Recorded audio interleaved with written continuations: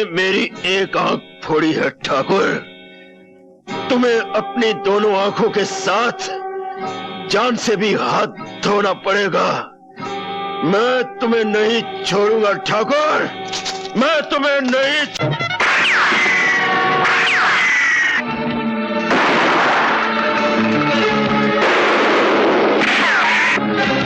दुल्हन बीबी, अपनी जान की सलामती चाहती हो तो उतार दो सारा सोना जो सर से पांव तक पहन रखा है।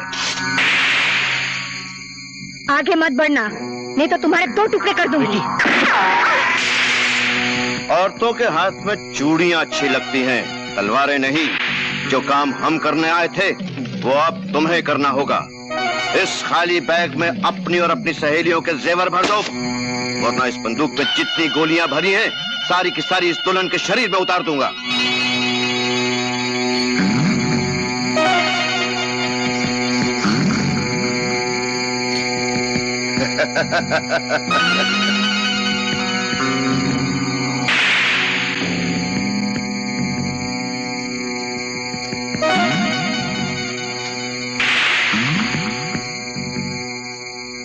ये लो अपना पाप।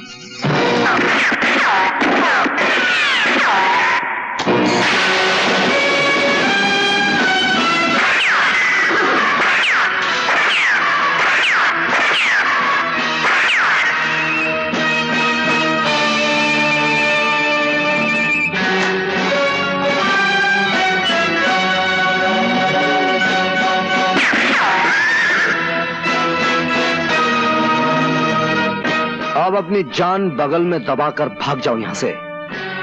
मैं नहीं चाहता कि इस पवित्र वेदी के फूलों पे तुम्हारे गंदे खून के छींटे बरसाए जाए। चलो भाग चले यहां से, चलो भगाओ। ये नौजवान कौन है? लोग कहते हैं जब कहीं जुल्म की आंधी उठती है या किसी सुहागन का सिंदूर खतरे में होता है, यह नौजवान वहां पहुंच जाता है।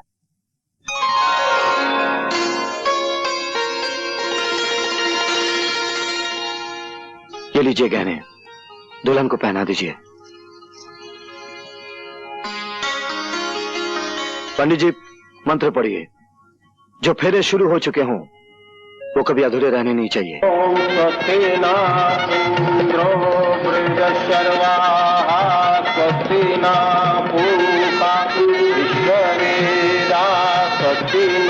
परम धर्म वाले की गोलियों से तो बचकर आ गए हम लोग, लेकिन शमशेरा से हमें कौन बचाएगा? वो हमें जिंदा जला डालेगा। इसने ठीक ही कहा। शमशेरा की किताब में इससे बड़ा कोई जुर्म नहीं है और इस जुर्म की सजा है मौत, सिर्फ मौत। और मौत से बचने का एक ही रास्ता है और एक ही जगह है। वो कौन सी जगह है?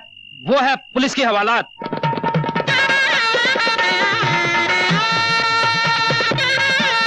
बधाई हो राय साहब, बधाई हो। शुक्रिया ठाकुर साहब।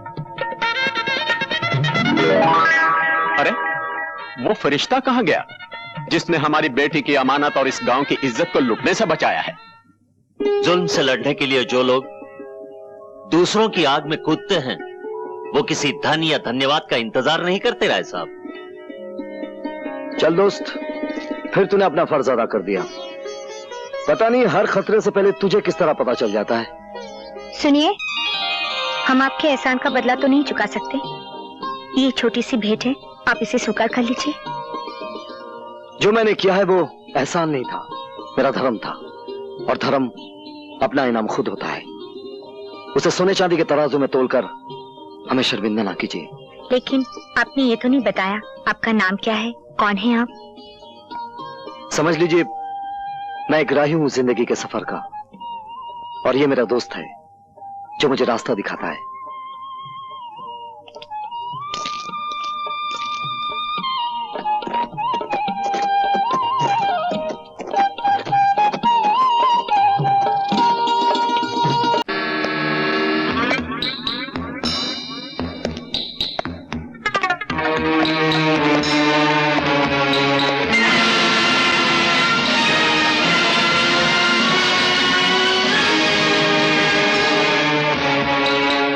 गद्दारों, तुमने अपनी हिफाजत के लिए जगह तो अच्छी ढूंढी है, लेकिन ये भूल गए कि दुनिया में कोई भी ऐसा मुकाम नहीं जहां मौत का फरिश्ता अपने पर न फैला सके।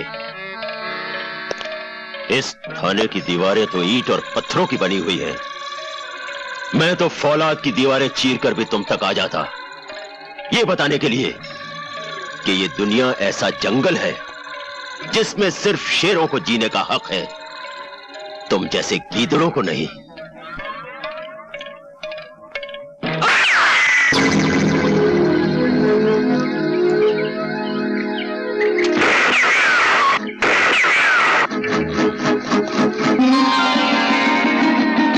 आप गोली आपने चलाई? हाँ, क्यों? एक बहुत बड़ी चोरी हो गई। क्या? दिल। मैं तो कुछ और ही समझा था। किसने चुराया आपका दिल? जिंदगी के सफर की एक राहिनी, जिसकी राह ढूंढते ढूंढते मैं यहाँ तक पहुंच गई हूँ।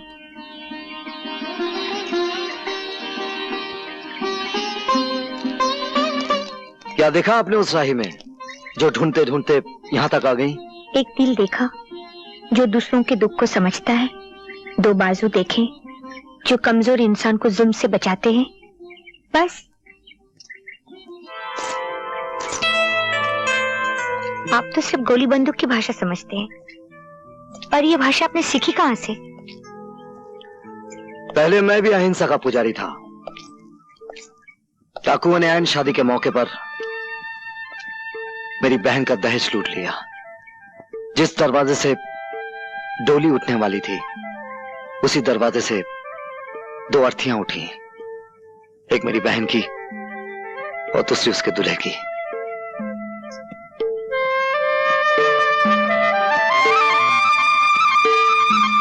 लेकिन तुम जिसका ख्वाब देख रही हो कभी पूरा नहीं हो सकता।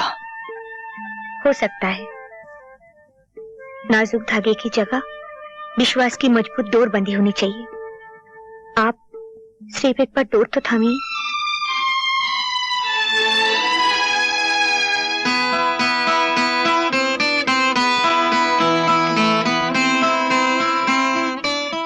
मैं भी तुम्हारे विश्वास की ताकत के सामने हार गया, जैसे एक बार मौत का देवता सत्यवान की सावित्री के विश्वास के सामने हार गया था।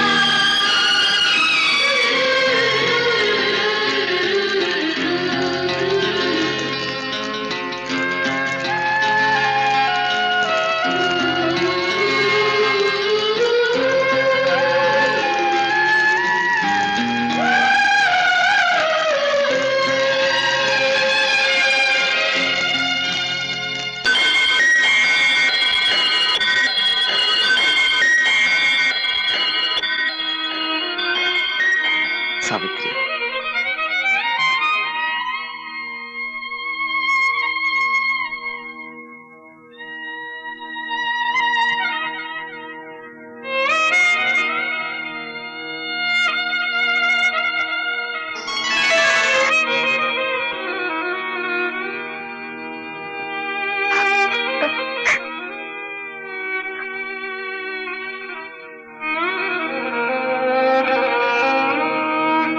सावित्री, हम दोनों के बीच जो कुछ भी हुआ है वो दो शरीरों की मांग नहीं थी, दो आत्माओं का मिलन था। दुर्गा मां हमारी शादी की गवाह है। मैं इसी वक्त तुम्हारे पिताजी के पास जाकर हमेशा के लिए उनसे तुम्हारा हाथ मांग लूंगा। तो मैं क्या समझूं, आपकी तरफ से शादी की बात पक्की हुई? क्या आपको मेरे वचन पे विश्वास नहीं? आपके वचन पे मुझे पूरा यकीन है, पर अपनी जिंदगी का भरोसा नहीं। उम्र को जब बुढ़ापे का दीमक लग जाता है तो इंसान को हर सांस आखिरी सांस मालूम होती है। मैं चाहता हूं आखिरी सांस लेने से पहले अपने हाथों से यह शुभ कार्य कर दूं। सावित्री को आपके घर पहुंचा दूं और खुद अपने घर चला जाऊं। जाने की इतनी जल्दी क्या है आपको? अभी तो आपको सावित्री के बेटे को गोद में खिलाना है। नाना के गोद में नहीं, दादी की गोद में खेलना है। मुंह मीठा कीजिए, आने वाली खुशियों की खुशी में।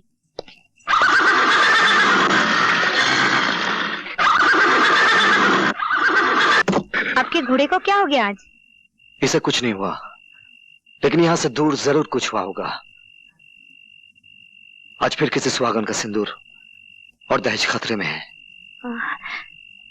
आप सोच क्या रहे हैं? आपका धर्म आपको बुला रहा है, आप जाइए। मैं तुम्हारे बारे में सोच रहा हूं सावित्री। वहां पहुंचना मेरा धर्म बनता है और तुम्हारे पिताजी से मिलना मेरा फर्ज। आप इस उलझन में मत पड़िए। अगर मेरे कारण कोई दुल्हन लूट गई तो मैं अपने आप को कभी माफ नहीं कर पाऊंगी। मैं चाहती हूँ मेरा प्यार आपके हाथ की तलवार बने, पांव की बेड़ी नहीं। आप जाइए, मैं आपका इंतजार करूंगी।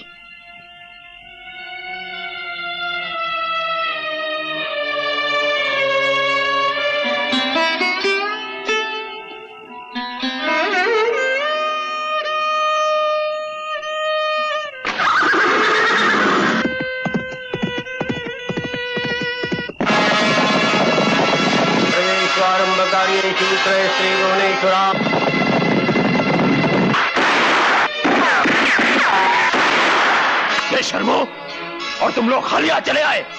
लानत है तुम पर। डूब मरो चुल्लू में पानी में। विनायकं गुरुं बाणं ब्रह्म विष्णु महेश्वरान् सरस्वतीं प्रणम।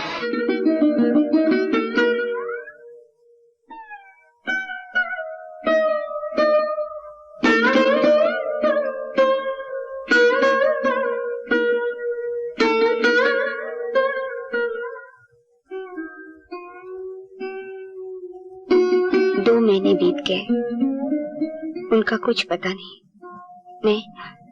मैं माँ बनने वाली हूँ।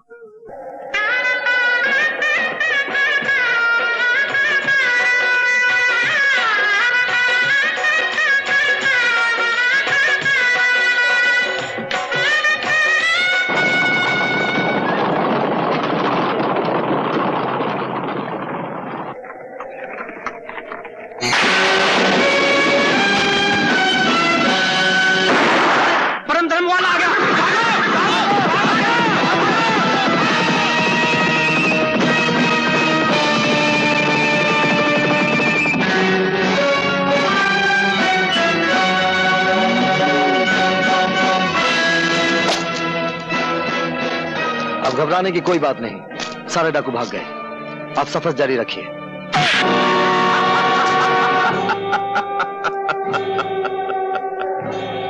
हाँ, लेकिन अब तुम्हारी जिंदगी का सफर खत्म हो चुका है। तुमने कई बाजियों में मुझे शिकस्त दी। मैंने जिस तरफ हाथ बढ़ाया तुमने बीच में ही उसे काट दिया। लेकिन अब मैं तुम्हें काटूंगा, सर से पांव तक तुम्हारे इतने टुकड़े करूंगा कि गिनने वाला गिन नहीं सकेगा। अच्छा, तो ये सब झूठ था? बाकी सब झूठ था, लेकिन तुम्हारी मौत सच्ची है। 2 महीने से सोच रहा था कि ये परम धर्म वाला है कौन और इसे खत्म कैसे किया जाए, लेकिन बाद में समझ में आया कि एक झूठी बारात बनाई जाए जिसमें घोड़े पर बैठा हो दूल्हे की जगह यमराज और डोली में हो खूबसूरत सी तुम्हारी मौत।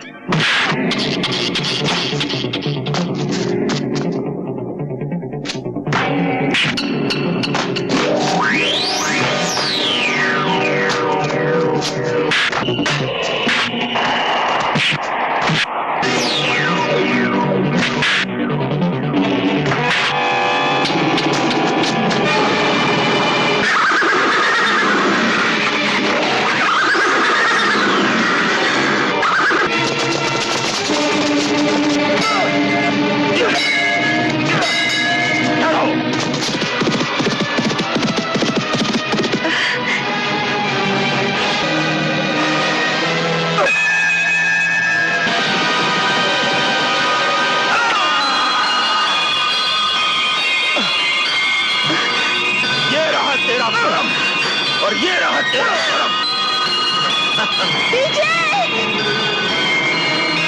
विजय! विजय! आंखें खोलो विजय!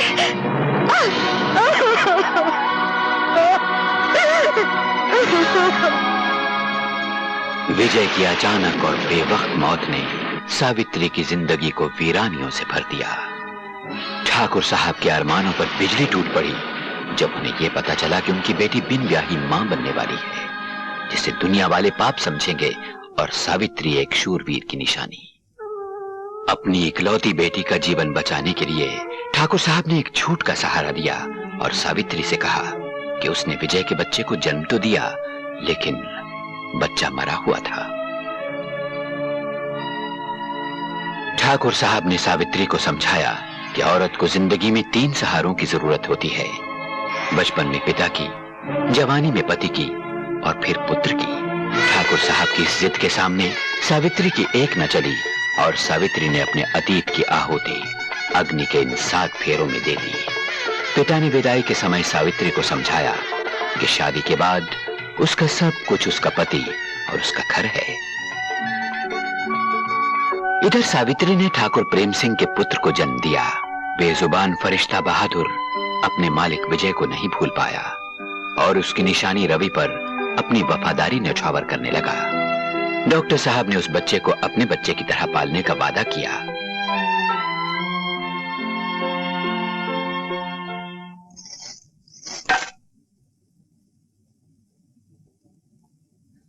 ये रुपए गरीबों में बांट दो।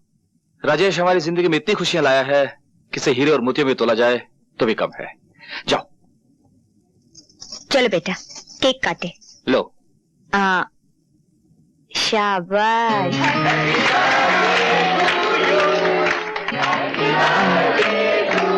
ये लो।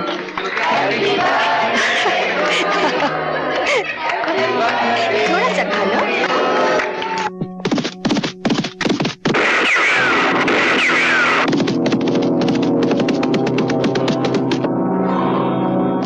खबरदार, कोई अपनी जगह से हिलना नहीं। सब जेवरात और पैसे निकालकर इस मेज पर रख दो, वरना जिस बच्चे का जन्मदिन मनाया जा रहा है, ये आज उसका आखिरी जन्मदिन होगा। नहीं। चलो।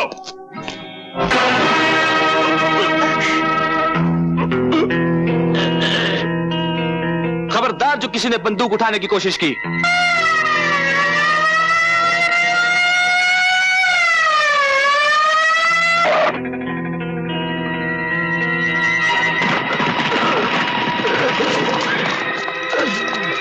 इंस्पेक्टर, गिरफ्तार कर लो इसे।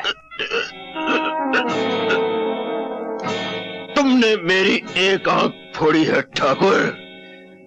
तुम्हें अपनी दोनों आंखों के साथ जान से भी हाथ धोना पड़ेगा। मैं तुम्हें नहीं छोड़ूंगा ठाकुर, मैं तुम्हें नहीं छोड़ूंगा ठाकुर, मैं तुम्हें नहीं छोड़ूंगा।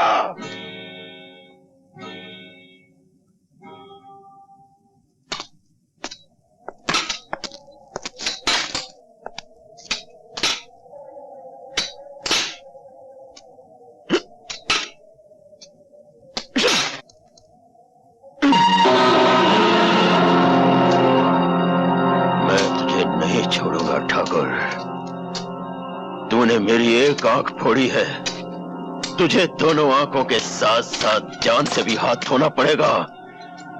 नहीं छोड़ूंगा ठाकुर, नहीं छोड़ूंगा, नहीं छोड़ूंगा। ये क्या, मंदिर नहीं जाना?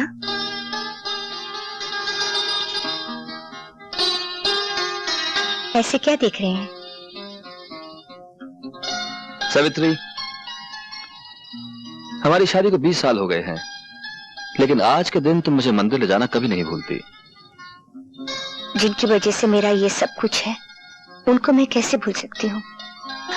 अब देर ना करें, चलिए। चलो।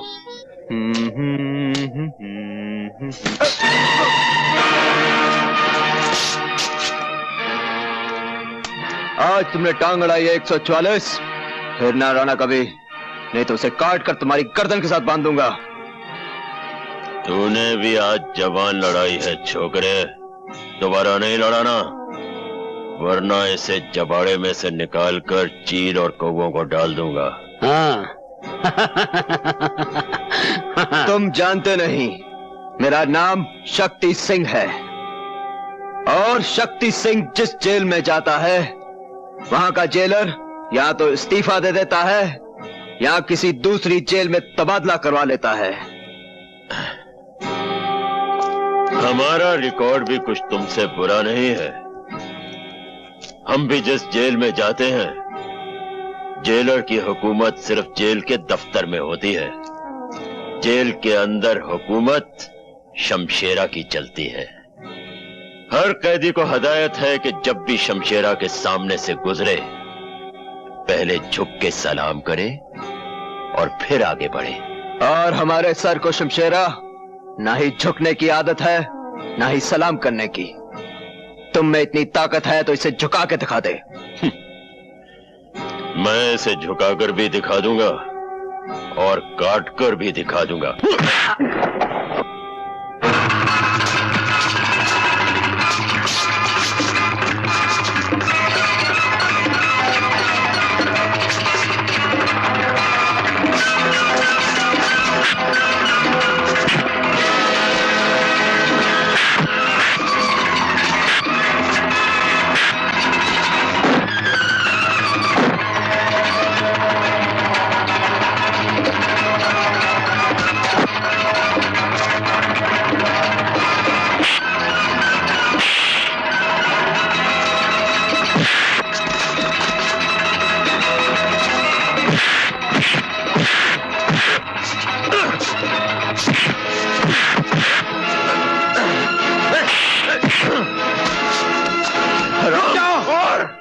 शमशेरा, शमशेरा, तुम 7 साल के लिए जेल में आए थे, लेकिन इन्हीं खूनी उबालों की वजह से तुम्हारी सजा 7 साल से बढ़कर 14 साल हो गई, और फिर 14 साल से 21 साल। कल तुम्हारी रिहाई का दिन है। कहीं ऐसा ना हो कि रिहाई का मुंह देखने के लिए फिर तुम्हें बरसों लग जाएं। शमशेरा ने पहली बार अकल की बात सुन भी ली और मान भी ली। नौजवान जाओ, तुम्हारी किस्मत अच्छी है।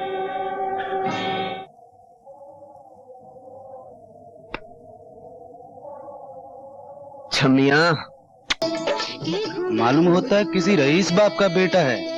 इसका बाप नया नया मरा है। मरा नहीं, अभी जिंदा है। जानते हो ये किसका लड़का है? शहर के सबसे बड़े रईस ठाकुर प्रेम सिंह का लड़का है। रुक जाओ।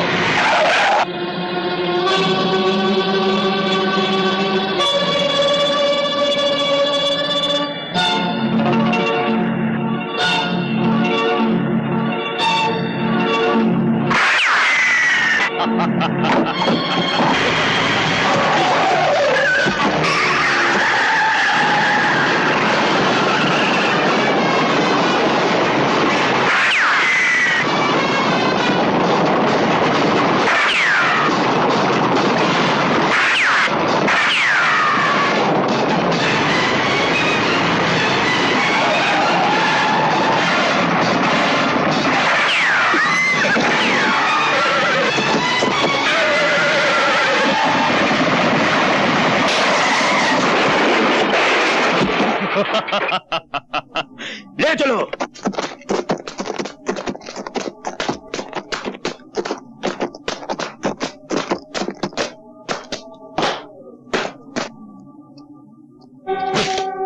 पहचाना मुझे?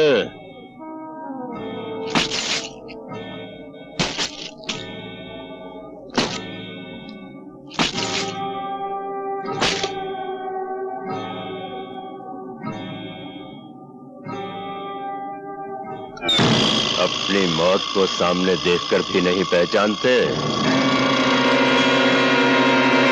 शेरा,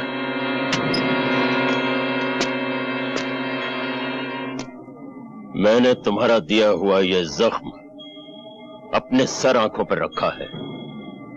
बरसों जेल में पत्थर तोड़े हैं ताकि जिस दिन तुमसे मुलाकात हो तुम्हारा हिसाब चुकता कर सकूं। आज वो दिन आ गया है ठाकुर। इसे पहचानते हो?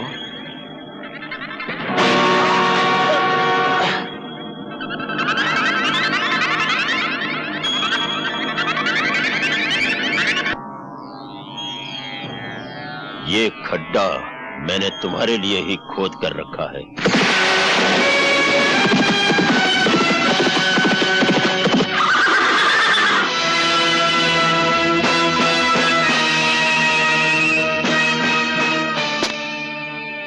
जो दूसरों के लिए खड्डा खोदता है वो खुद उसी में आकर गिरता है। जिन बच्चों के अभी दूध के दांत भी न टूटे हों, उन्हें इस तरह उछलकर मर्दों की तरह बात नहीं करनी चाहिए।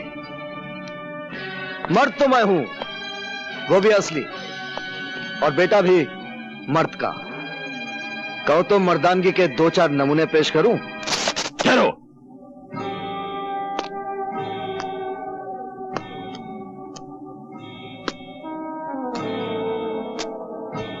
लगता है कि तुम्हें पहले कहीं देखा है। हाँ, जरूर देखा होगा।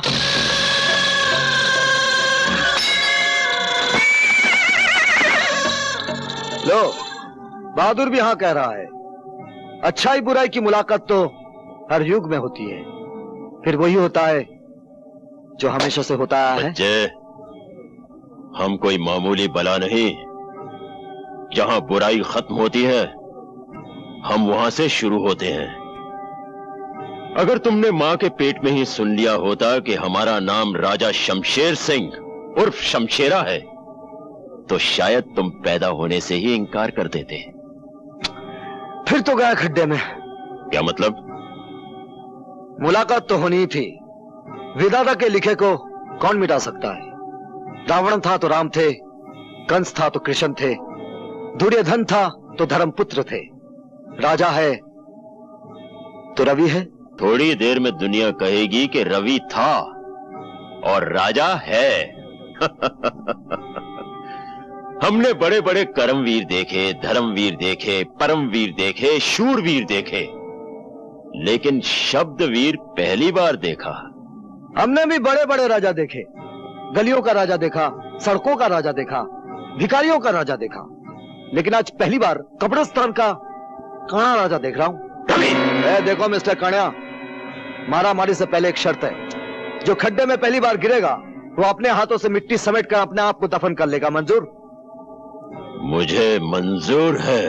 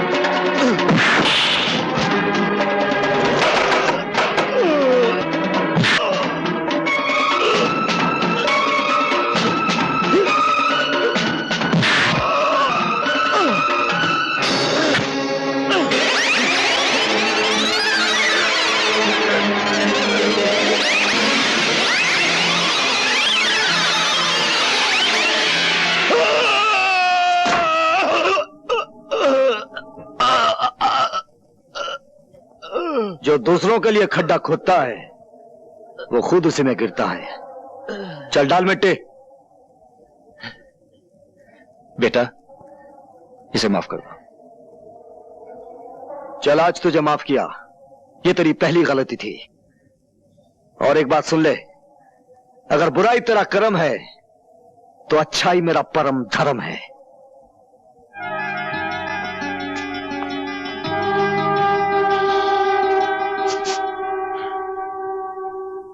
हाय राम, ये क्या हो गया आपको? कैसे हुआ ये सब? जिंदा पहुंच गया तुम्हारे पास। भगवान का शुक्र करो सावित्री। शमशेरा तो आ ही गया था आज, अपनी आंख का मेरी जान से बदला चुकाने। मुझे मारने से पहले एक नौजवान कहीं से आ गया और उसने तुम्हारी मांग का सिंदूर मिटने से बचा लिया। कहाँ है वो नौजवान? आप उसे साथ नहीं लाए? वही तो यहाँ लेके आया है मुझे। बाहर खड़ा है वो।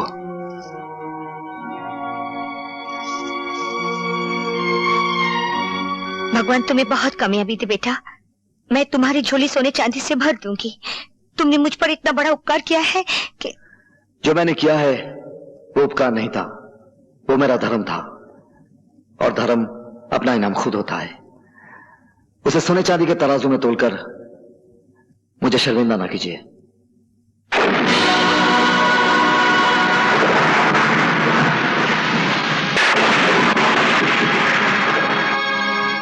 मैं चलता हूं, उनकी देखभाल के लिए किसी डॉक्टर को बुला लीजिए।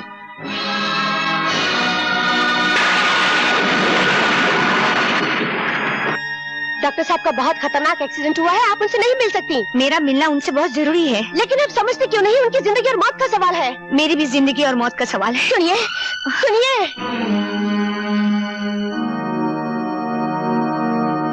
डॉक्टर साहब, मुझे मालूम है इस वक्त आपको परेशान नहीं करना चाहिए, पर मेरे लिए जानना बहुत जरूरी है। रवि क्या आपका बेटा है? तुम्हें कुछ शक है सावित्री? जी हाँ, मुझे पूरा यकीन है रवि आपका बेटा नहीं है। सच क्या है डॉक्टर साहब, बोलिए सच क्या है? ये सच है सावित्री, रवि तुम्हारा ही बेटा है।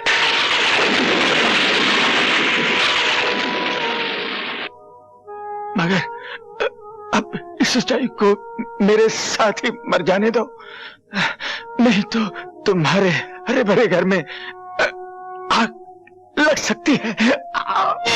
डॉक्टर साहब, डॉक्टर साहब, डॉक्टर साहब।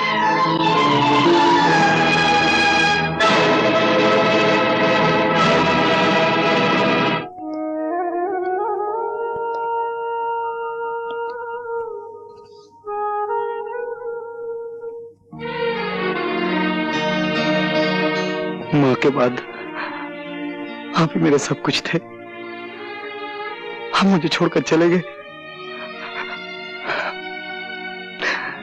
मैं अनाथ हो गया पिताजी, मैं अनाथ हो गया।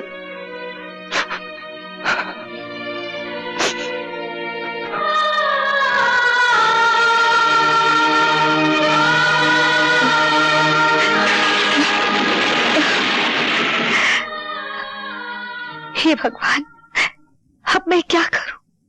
पति पत्नी के जीवन की इमारत सिर्फ विश्वास की बुनियाद पर खड़ी होती है।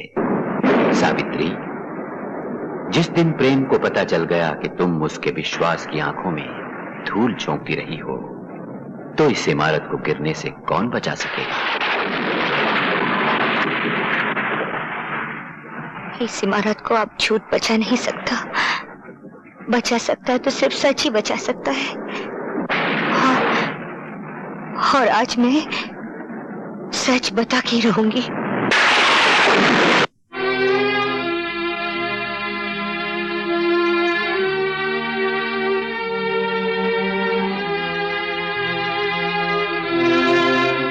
क्या बात है सावित्री? बात कुछ ऐसी है जो मैं ना कह सकी तो मेरा दिल अंदर ही अंदर घुटकर मर जाएगा। मैं आपसे सब... मैं जानता हूं तुम क्या कहना चाहती हो। मैंने तुम्हारी आंखों में तुम्हारे दिल की कहानी पढ़ ली है। तुम अपने बेटे के बारे में बात करना चाहती हो ना? हाँ हाँ, आपको कैसे मालूम कि मैं अपने बेटे के बारे में बात करना चाहती हूँ? सावित्री, मैंने जिंदगी के कितने साल गुजारे हैं तुम्हारे साथ, दुख सुख बांटे हैं। तुम्हारी जिंदगी का ऐसा कौन सा कोना है जो मुझसे छुपा है एक कोना जिसमें आज तक अपने... मैं वो कोना भी जानता हूं। उसका नाम है रवि। रवि? क्या बताया रवि ने आपको? उसने बताया कि तुम डॉक्टर को मिलने गई थी। डॉक्टर ने तुमसे कुछ कहा और दम तोड़ दिया। वो बिलक बिलक कर रोने लगा और तुमने उसके सर पे अपना हाथ रख दिया। और क्या कहा रवि ने? उसने कहा जब अपना हाथ तुमने उसके सर पर रखा तो उसे ऐसा लगा जैसे उसकी मां वापस आ गई हो।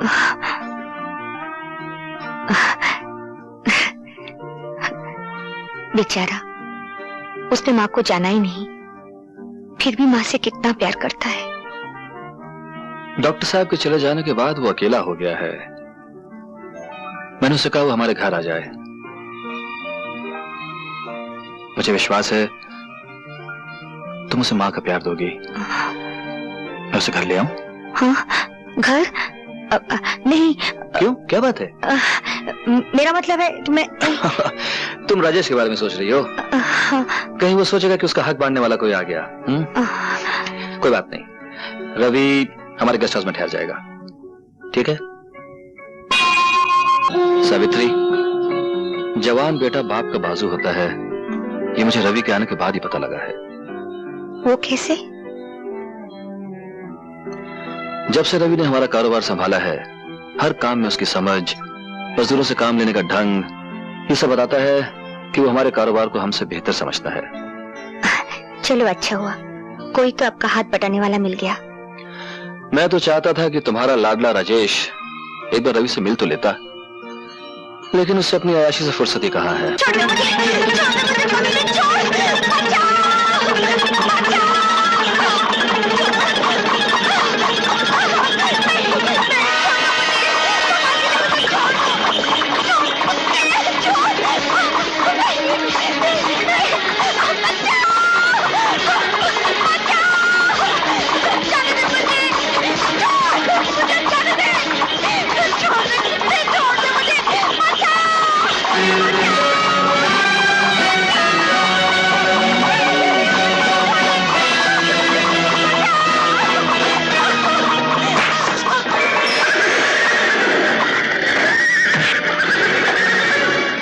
कौन हो तुम जो मेरे और मेरे शिकार के बीच में आके खड़े हो गए हो? शिकार का इतना ही शौक है तो जंगल में जाओ और किसी शेर का शिकार करो। कमजोर लड़कियों पर हमला करने वाले को शिकारी नहीं कहते। मालूम होता तुम्हारे मुंह में जो जबान है जरूरत से ज्यादा लंबी है, उसे काट के छोटी करनी पड़ेगी। मेरी जबान काटने से पहले मेरे हाथ की लंबाई तो देख ले।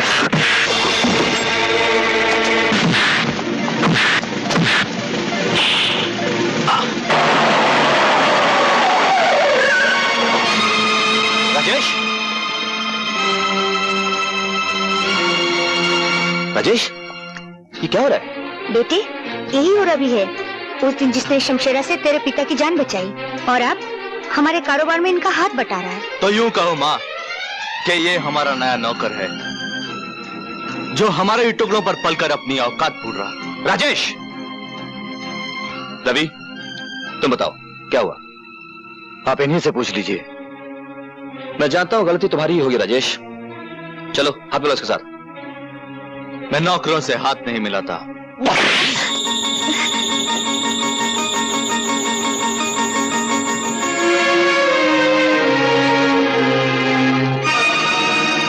ये क्या किया आपने?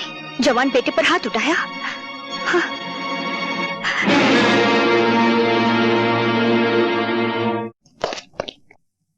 आपने मुझे बुलाया ठाकुर साहब? हाँ, वो बंजारे लोग आए हैं, उनको मेला लगाने की जगह दे दो।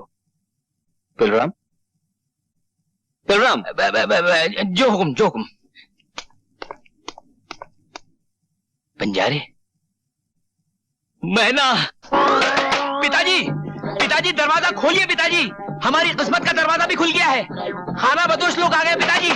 पिताजी, पिताजी, अरे आज सुबह सुबह बेहोश हो गए क्या?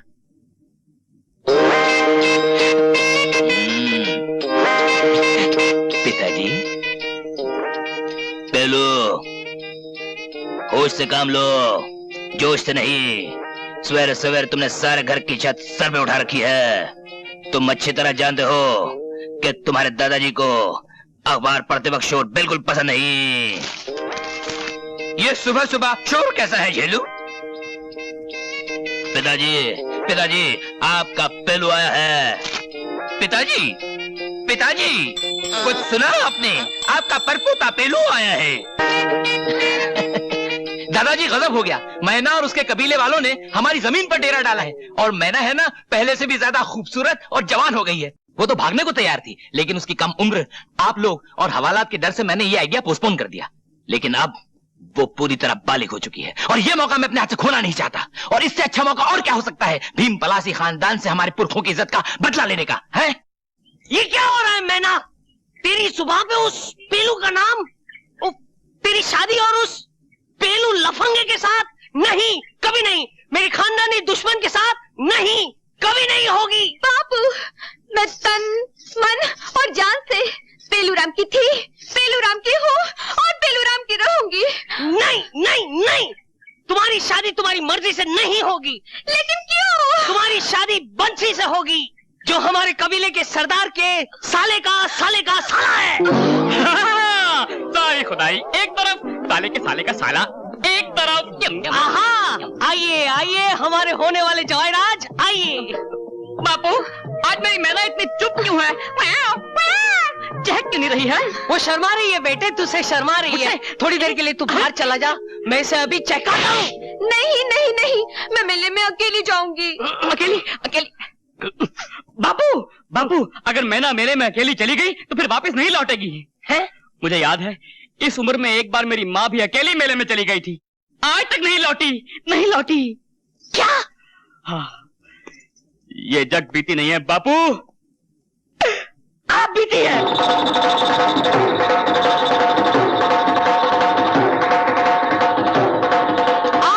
आओ गुलफाम, आओ मेहरबान, शहनशाह जहान, मेरे रुस्तमे जमाल, आओ और आके मुझसे पंजा लड़ाओ और अपनी मर्दानगी आजमाओ। तमाशबीनो, तुम्हें सिर्फ गुल बदन की कलाई मोड़नी है। इस मुकाबले का कुछ इनाम भी है क्यों नहीं? अगर हारोगे तो जितना माल तुम्हारी जेब में सब बिजली का, और अगर जीतोगे तो जितना माल मेरी जेब में सब तुम्हारा। फिर तो हम देखेंगे कि तुम्हारी जेब में कितना माल है।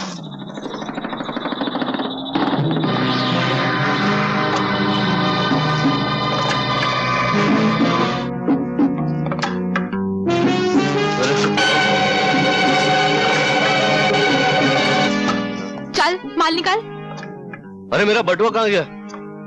अरे घर से बटुआ लाया भी था या फोकट में तमाशबीनी करने चलाया था? अरे देखो लोगों, ये खेल इसी कलाई का नहीं, हाथ सफाई का है। अबे ए जग्गा, जरा दिखाना इस मर्दुए को अपने हाथ की सफाई। अबे चलता, अबे मुंह से ऐसी बात आ रही जैसे शराब का पूरा पीपा उधेड़ दिया अंदर। अरे ओ शराबी, क्यों दूसरों का बिजनेस खराब करता है? चल यहाँ से, चल। अरे छोड़ो मुझे यार। है कोई और कोई है कलाई मोड़ने वाला? ओ बिजली भाई, हम आ गए तुम्हारे बाजार में अपनी मर्दानगी आजमाने। देखना है कितना जोर है तुम्हारी कलाई में। हार जाओगे शहजादे, बिजली से जो पंजा लड़ाता है मुंह की खाता है। पंजा तो हम लड़ाएंगे बिजली भाई, तुम्हारी कलाई तो फूलों की तरह है। अरे हम तो वो हैं जो नंगी तलवार को मुट्ठी में पकड़ लेते हैं।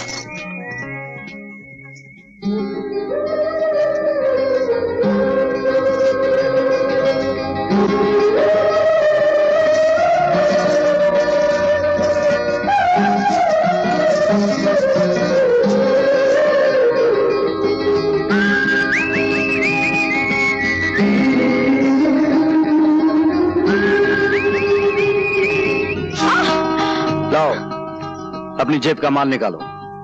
हिम्मत है तो खुद निकाल लो। हिम्मत तो बहुत है बिजली भाई, लेकिन हम औरत की मजबूरी का फायदा नहीं उठाते।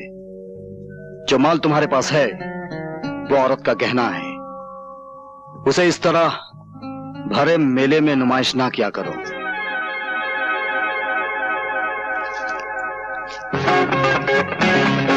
अरे जग्गा, वो भाषण देने वाला तो बड़ा चालू निकला, मेरी चोली में से बटुआ ही निकाल के ले गया। तू पकड़ ना जाकर। मैं अबे पैसे लेके कहां भागता है?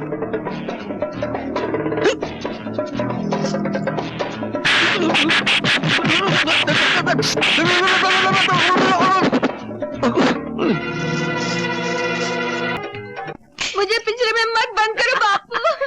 नहीं, बस तू इस पिंजरे में बंद रहेगी, तू मेले में नहीं जाएगी। मैं ये नहीं चाहता कि लोग ये कहें कि जिस तरह बंसी की माँ मेले से भाग गई थी, वैसे ही उसकी होने वाली बीवी भी मेले से भाग गई। ये चाबी अब उसी वक्त बाहर निकलेगी जिस दिन तेरी डोली इस घर से निकलेगी, समझी? बाबू, मैं मेले में जाऊंगी, मुझे मेले में जाना है बाबू। बाबू मैना, मैना, कौन है? मैना और तोते का खेल देखो। दिल्ली का कुतुब मीनार देखो। बंबई का गेटवे ऑफ इंडिया देखो। हाँ, कलकत्ते का हावड़ा ब्रिज देखो। हाँ, सब देखा हुआ है, ये सब देखा हुआ मैंने। तो फिर पेरिस की गोरी मैम देखो। गोरी मैम? हाँ। क्या करती है, क्या करती है? खुद ही देख लो।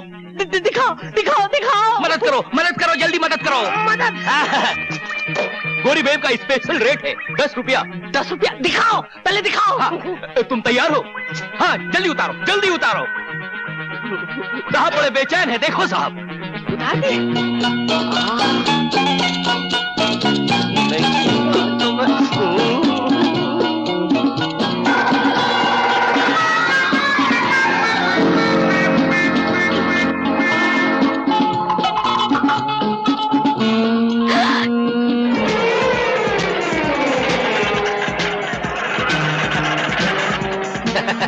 देखा मैं ना, तेरे बाप को तो मैंने ऐसा काम पर लगाया है कि रात भर बाइस्कोप देखता रहेगा।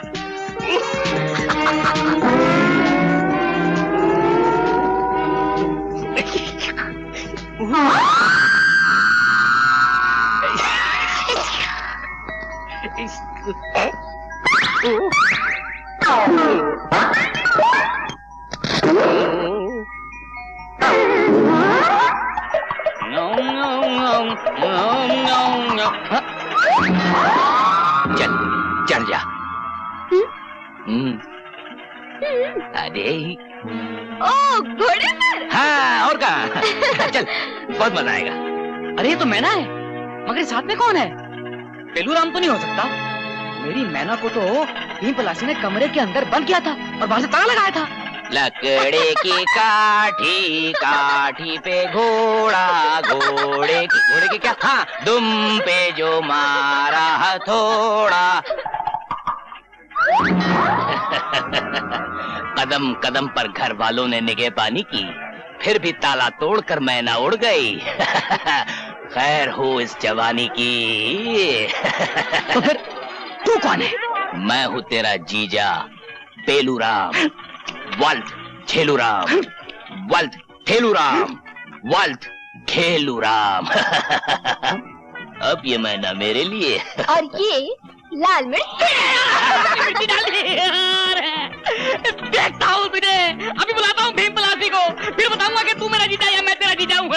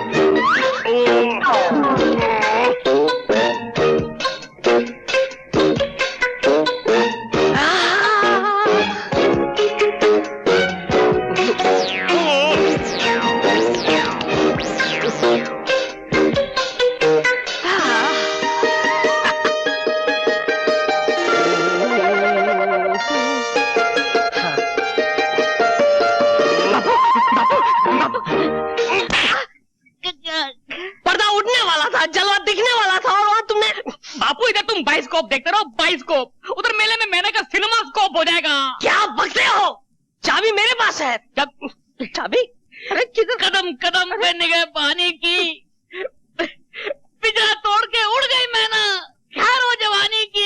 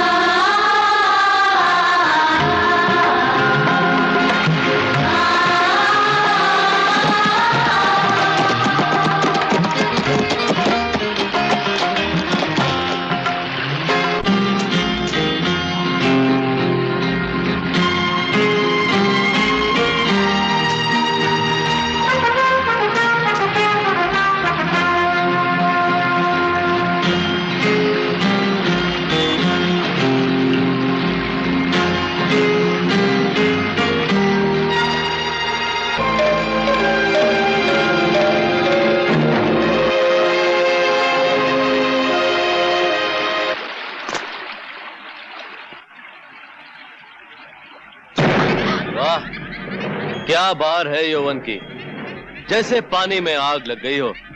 भूल गए उस दिन की हार? नहीं भूला, इसीलिए तो यहाँ आया हूँ उस दिन का फैसला करने। तुम भी अकेली हो, मैं भी अकेला हूँ। आज पंजा लड़ा लो तो मजा आ जाए।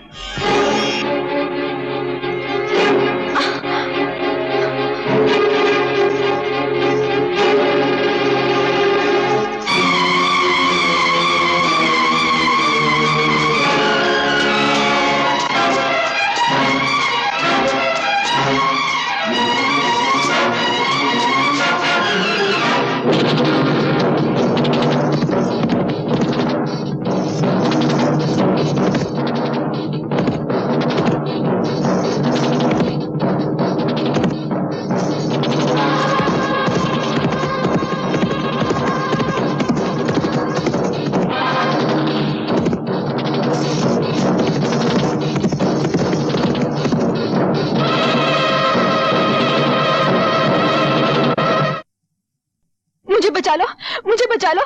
एक जानवर मेरे पीछे पड़ा है, वो मेरी इज्जत लूटना चाहता है।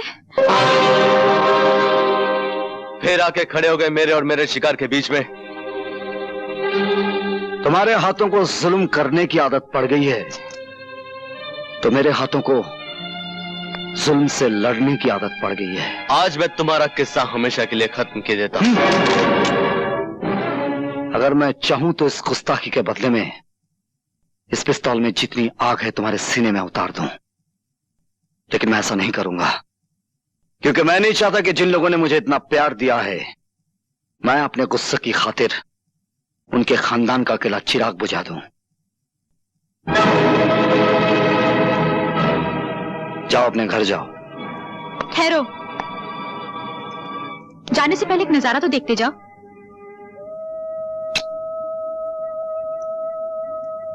ये वो चीज है जिसके लिए तुम हमेशा तड़पोगे, लेकिन कभी पा नहीं सकोगे। मैं क्या कर सकता हूं ये तुम्हें मालूम नहीं, खाना बादोश।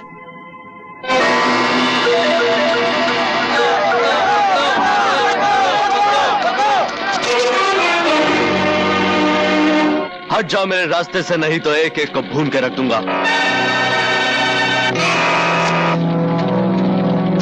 इसको रस्सी से बांध कर इसी की लगाई आग में डाल दो। छोड़ो मुझे।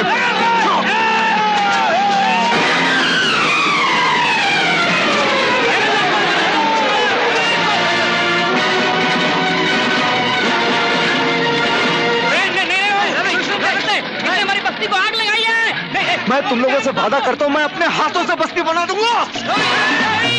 रवि!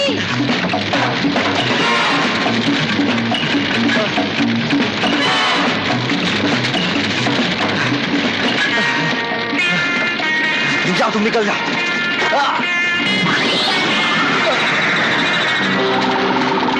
रवि!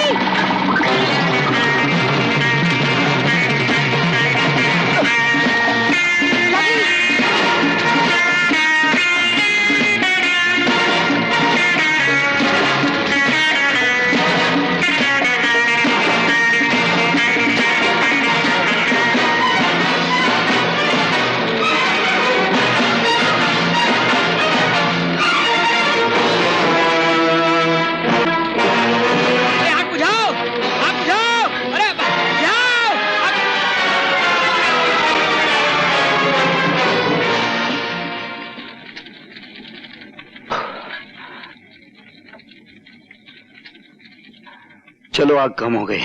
अभी कहाँ कम हुई, अभी तो आग लगी है। क्या मतलब?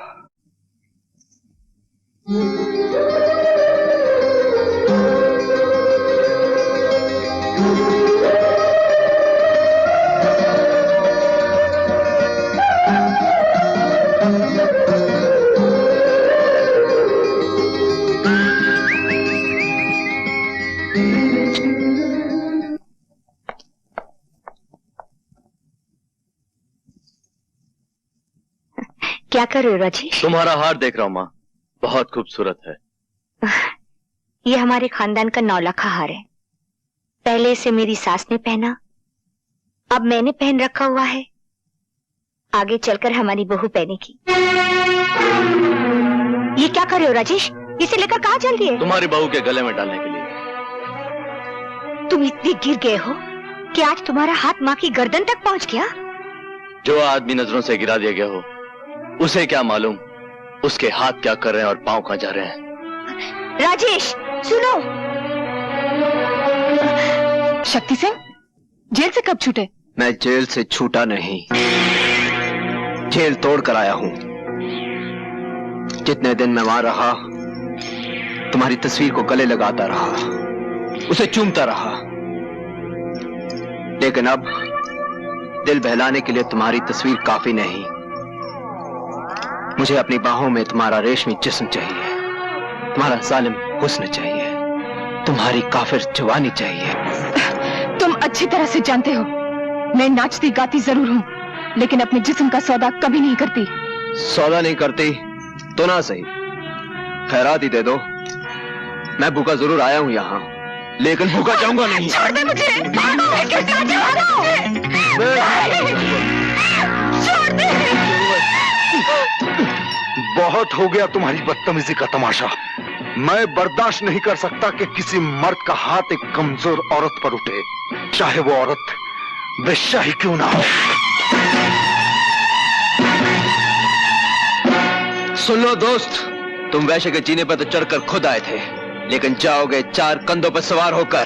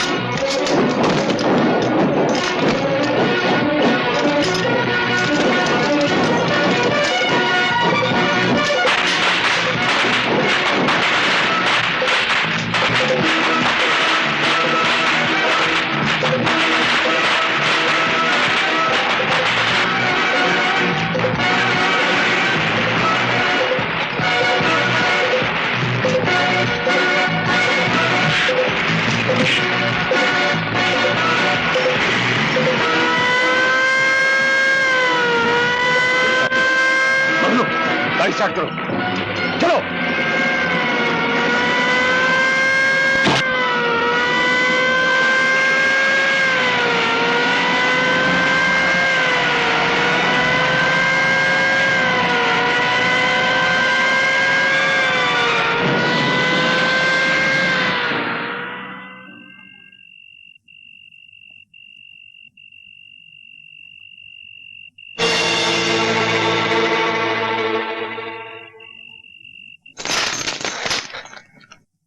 शमशेरा तुम?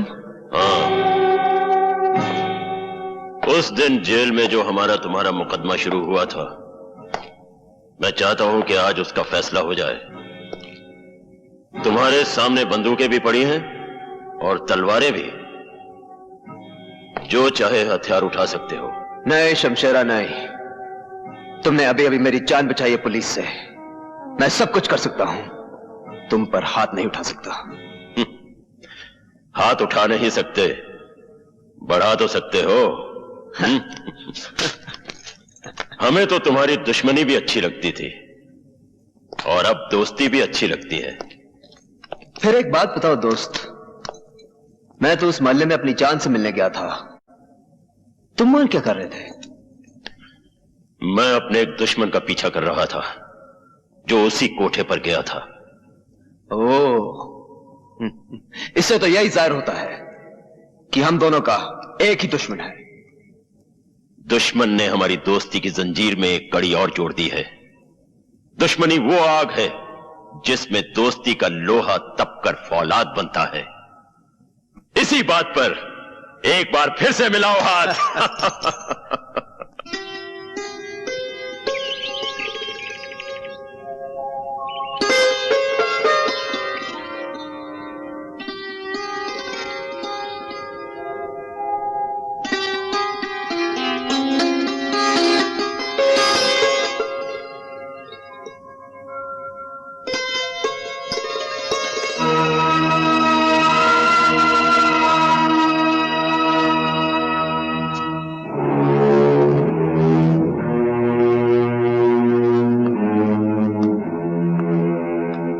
जरा सुनिए।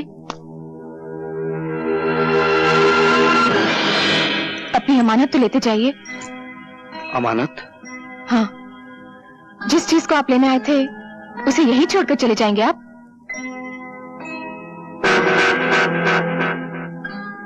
ये हार जो आप वापस कर रही हैं, इसकी कीमत जानती हैं आप?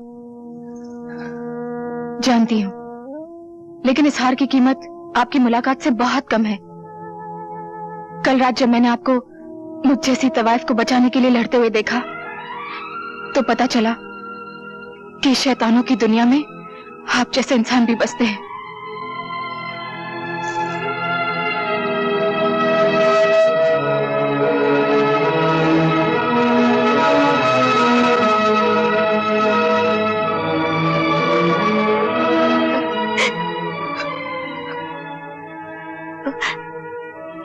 लो मां, अपना खानदानी हार। तुम्हारा एक बेटा इसे ले गया था, समझ लो दूसरा बेटा वापस ले आया।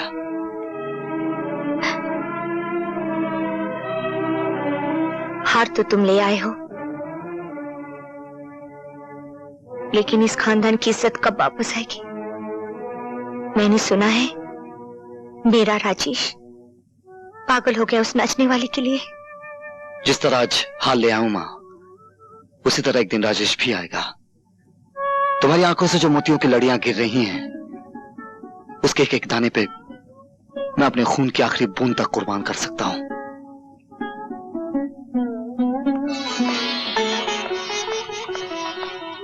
भगवान, आज मैं जिंदगी में पहली बार तुम्हारी मंदिर की सीढ़ियां चढ़कर आई हूं। ये कहने आई हूं कि ना तो मुझे तुम्हारी ये दुनिया चाहिए, न आसमान पे बिखरे हुए तारे चाहिए, और न जमीन के नीचे दबे हुए खजाने। चाहिए तो बस यही चाहिए, मुझे उस बाजार से उठा लो जिसे आज तक मैं अपनी मां की गोद समझती आई हूं, और मेरे सर पर वो आंचल डाल दो जो एक कोठे वाली को घरवाली बना सकता है।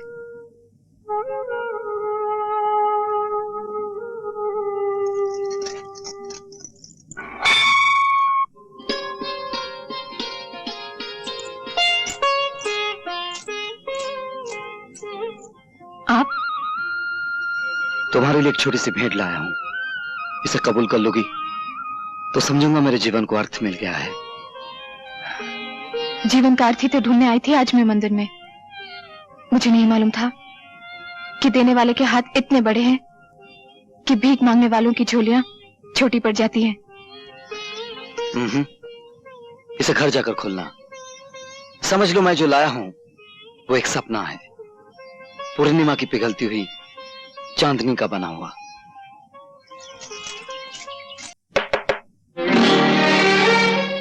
तुम? कसर है तो सिर्फ इतनी कि पलंग पे फूलों की झालर नहीं लगाई गई और हमने दूल्हे का सहरा नहीं बांधा। चलो कोई बात नहीं, सहरा हम सुहागरात के बाद बांध लेंगे। खबरदार जो मुझे हाथ लगाया। अब मैं बाजार में बैठी हुई एक तवाइफ नहीं हूँ, एक शरीफ आदमी की अमानत हूँ जो मुझसे ब्याह कर रहा है। अरे हम भी तो ब्याह ही कर रहे हैं तुमसे। लाओ एक चुटकी भर सिंदूर हम भी तुम्हारी मांग में भर दें। तुम समझते क्यों नहीं? मैं अब रवि की दुल्हन बनने वाली हूँ। रवि की? हाँ। अरे तुम तो सारे शहर की दुल्हन बनने वाली हो। किसी एक की बन भी जाओगी तो कितने दिन बनी रहोगी? हर रोज दरवाजे के बाहर एक नई बारात खड़ी होगी और सबसे पहले मेरी बारात आएगी। तुम्हारी बारात नहीं आएगी, तुम्हारी अर्थी यहां से जाएगी। निकल जाओ यहां से।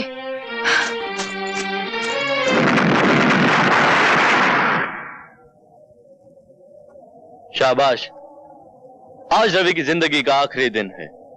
उसकी जीप यहां से गुजरेगी तो धमाके में उसकी जान और मेरा इंतकाम दोनों खत्म हो जाएंगे।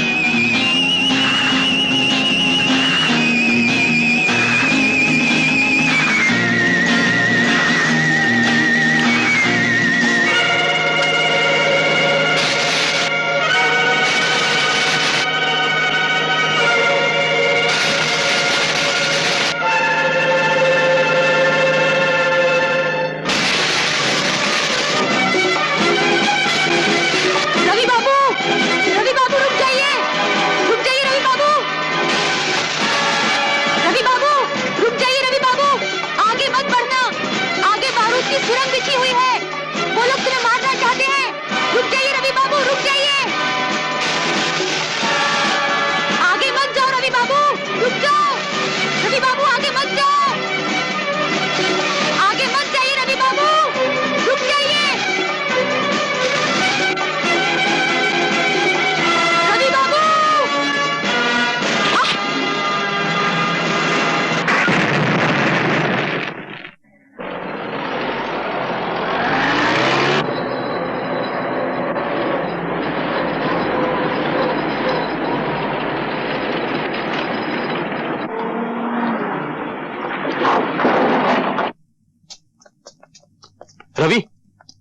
चोट तो नहीं आई?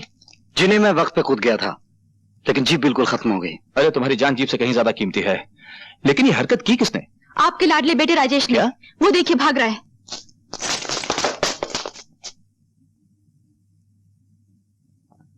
मुझे बचा लो माँ, मुझे बचा लो। आज तुम्हें कोई नहीं बचा सकता। क्या हुआ? क्या किया है मेरे राजेश ने? आज ये एक ही छलांग में इंसानियत की आखिरी हद से गुजर गया है। तुम जानती हो, आज इसने रवि की जान लेने की कोशिश की।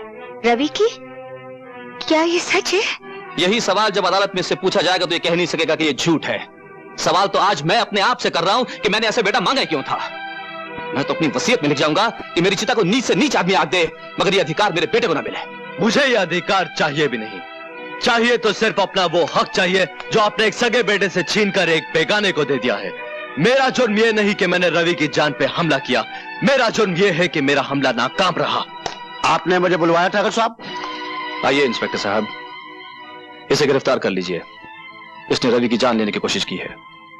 ठाकुर साहब, तुम देख रही हो माँ, पिताजी मेरे साथ क्या सुलूक कर रहे हैं। जो आज हुआ है बेटे, वो कई साल पहले हो जाना चाहिए था। गलती तो हमारी है जो हमने जहर के पौधे को दूध से सींचा।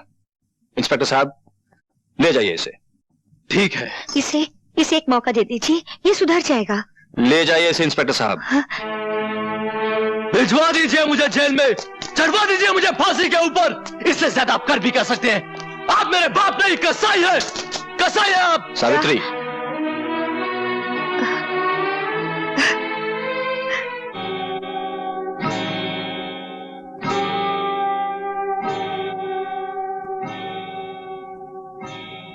क्या खबर लाए मंगलू? सरदार, प्रेम सिंह के बेटे राजेश ने रवि को मारने की कोशिश की, इसलिए प्रेम सिंह ने राजेश को पुलिस के हवाले कर दिया। यह तो हमारे लिए बहुत बड़ी खुशखबरी है। अब शमशेरा बेटे को पुलिस से आजाद करा के उसे उसके बाप ठाकुर प्रेम सिंह को मारने के लिए इस्तेमाल करेगा, और फिर ठाकुर प्रेम सिंह की चिता तैयार करेगा शमशेरा, और उसमें आग लगाएगा उसका बेटा राजेश।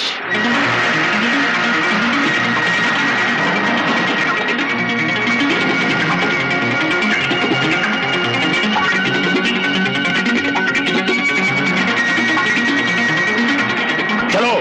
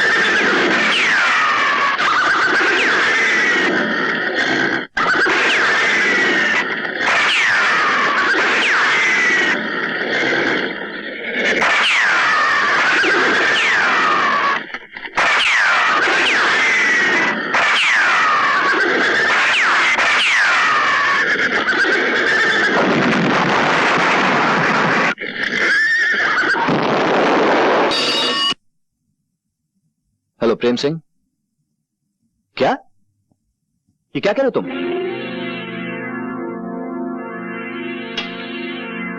क्या हुआ?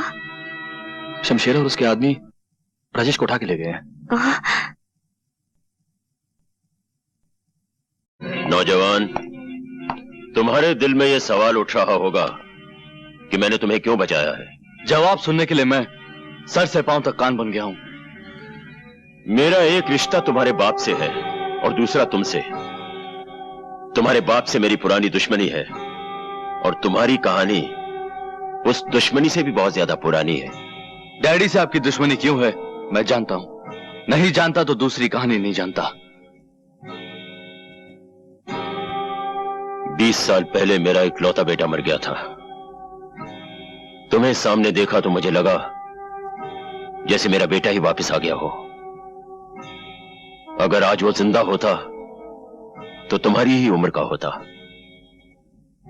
उसके खून में भी जवानी की आग भड़क रही होती, आंखों से शोले लपक रहे होते, मेरे दुश्मनों को जलाकर राख कर देने के लिए। अगर तुम्हारे बाप से मेरी दोस्ती होती तो मैं उसे कहता कि मेरा सब कुछ ले लो, लेकिन अपना बेटा मुझे दे दो। आप अपने दुश्मन के बेटे को अपना बेटा बनाने के लिए तैयार हो जाते? तैयार ही नहीं, बेकरार हूं। और सोचो तो अपने आदर्शवादी बाप के पास तुम जाकर करोगे भी क्या? वो फौरन तुम्हें पुलिस के हवाले कर देगा। कत्ल की कोशिश के इल्जाम में तुम्हें कम से कम 10 साल की सजा तो होगी ही। जेल से बाहर निकलोगे तो तुम्हारी जवानी ढल चुकी होगी, खून में भड़कते हुए शोले बर्फ से भी ज्यादा ठंडे हो चुके होंगे। जिंदगी का जुलूस चल तो रहा होगा, लेकिन शमशान की तरफ जाती अर्थियों की तरह। मुझे बचा लीजिए अंकल, बचा लीजिए। अपने मरे हुए लड़के के सदके मुझे अपने आप से अलग मत कीजिए। कैसे कर सकता हूं बेटे? अपने जिस्म से अपनी जान को कौन अलग कर सकता है? और फिर मेरी जान तो पूरे 20 साल के बाद वापस आई है। अरे तू क्यों रो रहा है? क्यों रो रहा है? मंगलवार रात को 8 बजे बारात लेकर आ जाना, मैं तेरी शादी मैना से करवा दूंगा। मंगलवार रात को 8 बजे। आगे बारात आ गई, बारात आ गई। चलिए हाँ चलो, आइए जवाईराज आइए। अरे नहीं, संभालो। ठीक है। अरे दूसरी बारात कहाँ से आई? ये कौन है? ये कैसे हो सकता है? लेकिन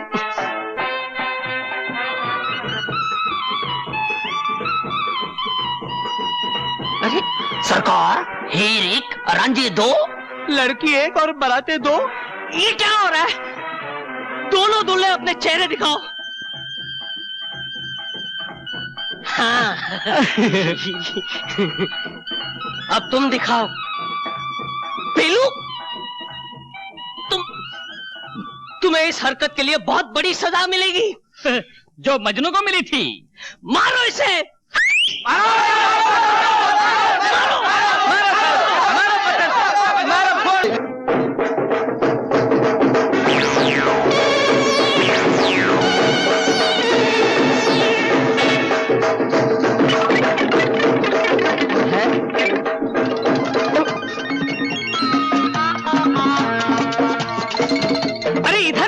इधर भी बंसी। ये क्या हो रहा है?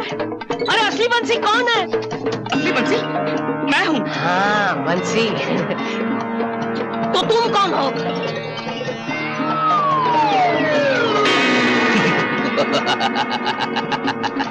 बेलू, तो ये कौन है? वो मेरे पिताजी हैं। वैसे तो बेटा बाप के काम आता है, लेकिन इस सिचुएशन में बाप बेटे के काम आया है। हम दोनों ने हम शक्ल होने का फायदा उठाया है। मेरे पिताजी हैं, वो मांस बनाने में माहिर है, ये उन्हीं का कमाल है। और अब तो मेरी शादी मैना से हो चुकी है, तो अब तो कोई डरने की बात ही नहीं है। क्यों परदादा जी?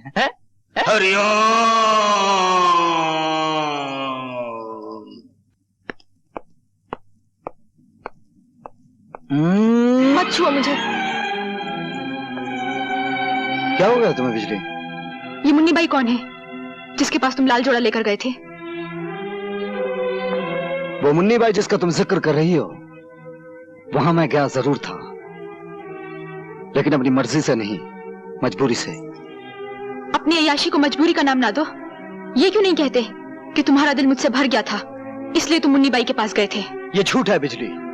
मैंने प्यार किया तो सिर्फ तुमसे किया है।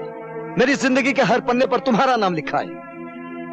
मैं जाता रहा हूं बिजली, धर्म की रस्सी से बंधा वहां जाता रहा हूं। एक बड़े घर की औरत जिसे मैं मां कहता हूं, उस मां का अपना बेटा मुन्नी बाई के प्यार में होशो हवास खो बैठा था। उसे बाजार से घर लाने के लिए मुझे मुन्नी बाई से प्यार का नाटक करना पड़ा। मैं ये कैसे मान लूं कि जो तुमने उसके साथ किया वो नाटक था और जो मेरे साथ कर रहे हो वो नाटक नहीं है?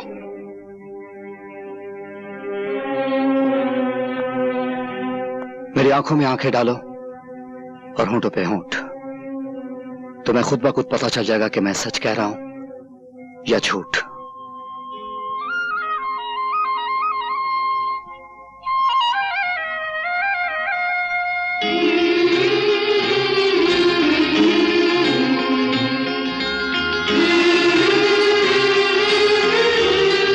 वो झूठ था, ये सच है।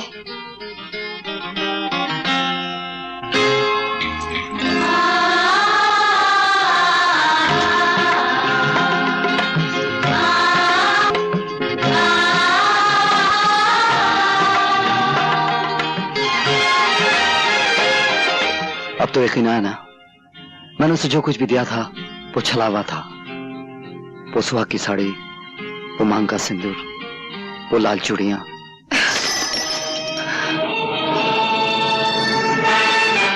ये लो अपनी लाल चूड़ियां और पहना दो उस छिनाल को जिसे तुम अपने गले लगा रहे हो। दुनिया के तमाम जानवर अपने बच्चों की परवरिश अपने दूध से करते हैं, सिर्फ नागिन अपने पिल्लों को अपने जहर से पालती है। और फिर मैं तो वो नागिन हूं जिसने सदियों से और नस्लों से सिर्फ जहर ही पिया है। मैं तुम्हें फिर मिलूंगी और जब मिलूंगी तो वो सारा जहर एक साथ तुम्हारे मुंह पर उलट दूंगी।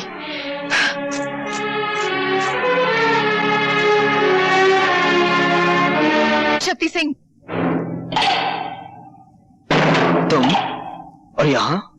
हाँ शक्ति सिंह, तुम हमेशा चल के मेरे पास आया करते थे, लेकिन आज मैं खुद तुम्हारे पास आई हूं।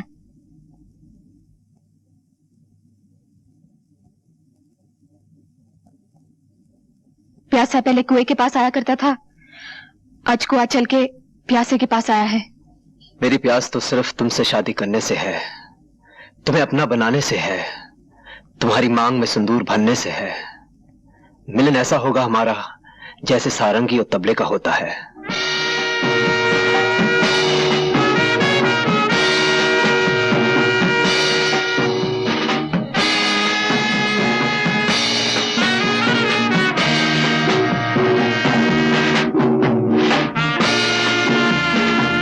ये मिलन जरूर होगा शक्ति सिंह।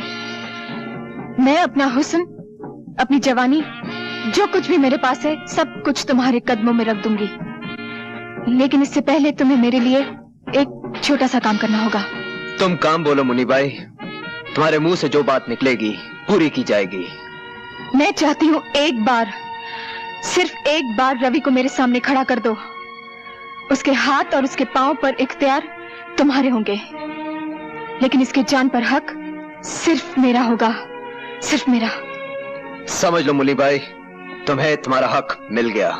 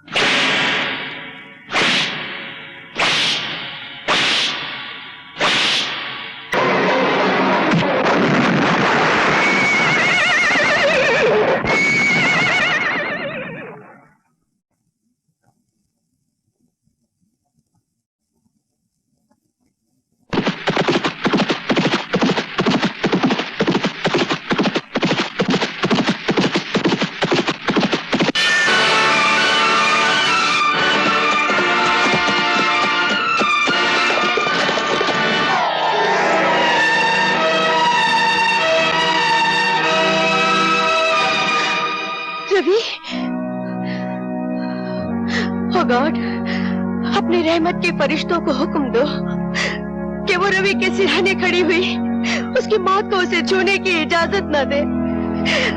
बरसों पहले जो कहानी इस अस्पताल में शुरू हुई थी वो ऐसे अस्पताल में खत्म न हो। कौन सी कहानी माँ?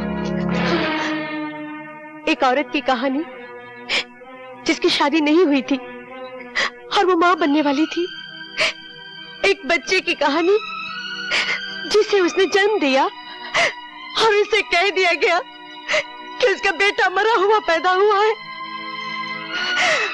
रवि वही बच्चा है जिसकी जिंदगी मैं आज अपने गॉड से मांग रही हूँ। मगर इसकी माँ कहाँ है? ठाकुर प्रेम सिंह की पत्नी सावित्री ही रवि की माँ है। किसकी मंगल कामना करने जा रही हैं आप? मैंने पूछा, किस पति की मंगल कामना करने जा रही हैं आप? कौन हो तुम? यहाँ किस लिए आई हो? हूँ तो एक कोठे वाली और नाम है मुन्नी बाई, लेकिन मैं भी आपकी तरह घरवाली बनना चाहती हूँ। इसीलिए आज करवा चौथ के दिन आपके दरवाजे पर 2 चुटकियां सिंदूर की मांगने आई हूँ। अपने पाँव में बंधे हुए घुंघरू को देखो और फिर मेरे मंदिर जैसे घर पर नजर करो जहाँ तुम इस वक्त खड़ी हो। आप भी अपने गले में पड़े हुए खानदानी 9 लखे हार को देखिए जो आपके बेटे राजेश ने एक दिन मेरे गले में डाला था, और फिर इस सुहाग के जोड़े पर नजर डालिए जो आपका दूसरा बेटा रवि खुद मेरे पास लेकर आया था। मैं आपके पास आज इसलिए आई हूँ कि आप अपने दोनों बेटों की शादी मुझसे करा दें। विश्वास रखिए, मैं उन दोनों की जिंदगी स्वर्ग बना दूंगी। चुप हो जाओ, शर्म नहीं आती तुम्हें ऐसी बातें करते हुए? मुझ जैसी बहू को 2 शादियां करने में शर्म कैसी, जब आप जैसी सास को शर्म नहीं आई एक शादी के बाद दूसरी शादी करते हुए? क्या बकवास कर रही हो? थोड़ा सा दिमाग पर जोर डालिए और याद कीजिए, एक विजय नाम का शूरवीर आपकी जिंदगी में आया था। ये झूठ है। तुमने और विजय ने चुपचाप शादी कर ली थी, क्या ये भी झूठ है? तुम्हारी एक औलाद भी हुई थी, क्या ये भी झूठ है? जिसे डॉक्टर और तुम्हारे बाप ने मरा हुआ करार दिया था, क्या ये भी झूठ है? क्या चाहिए तुम्हें? सबसे पहले मुझे ये खानदानी 9 लखा हार चाहिए जो अब भी आपके गले की शोभा बना हुआ है, और फिर वो तमाम जेवर चाहिए जो आपने अपने आने वाली बहुओं के लिए तिजोरी में बंद कर रखे हैं। खबरदार मुन्नी बाई, अगर इस हार को हाथ लगाने की कोशिश की तो तुम्हारे हाथ काट दूंगा। जिनके घर शीशे के होते हैं वो दूसरों के घरों पर पत्थर नहीं फेंकते ठाकुर साहब। अगर हाथ काटने ही है तो अपनी बीवी के काटिए जिसने आपकी नाक कटा रखी है, जिसने आपको धोखा दिया है। निकल जाओ यहाँ से।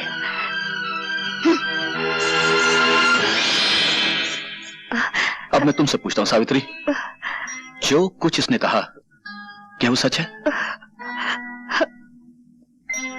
इतना बड़ा सच छुपाया तुमने मुझसे, अपने पति से, जिसे तुम परमेश्वर मानती थी? मैं पूछता, इतना खूबसूरत धोखा क्यों किया तुमने मेरे साथ? क्यों किया, आखिर क्यों? वक्त से बढ़कर धोखेबाज और कोई नहीं होता। जो सच्चाई कड़वी हो उसे छुपाना कोई पाप नहीं है। जो सच्चाई बोलने से घर में आग लग जाए उसे ना बोलना ही ठीक है। मरते वक्त मेरे पिताजी ने मुझसे ये वचन लिया था, पर आज जब आप सब कुछ जान गए हैं तो और एक सच्चाई भी जान लीजिए। मेरे स्वर्गीय पति की संतान रवि है।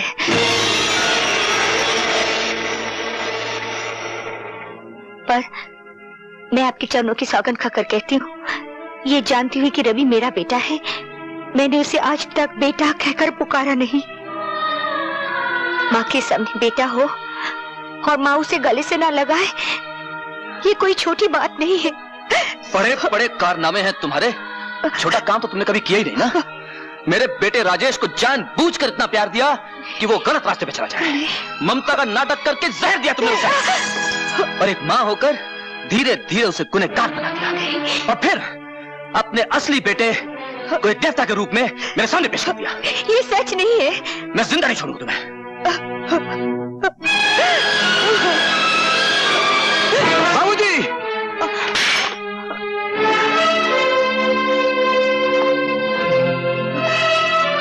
उठो मां।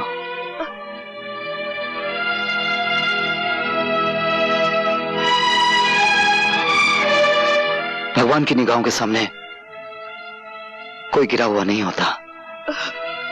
बाबूजी, पहाड़ से फेंका हुआ आदमी शायद बच जाए, लेकिन नजरों से गिरा हुआ आदमी कभी नहीं बचता। और आज आप मेरी नजरों से गिर गए। रवि, मैं इतना ऊंचा नहीं सुनता कि गिरे हुए आदमी की बात ना सुन सकूं।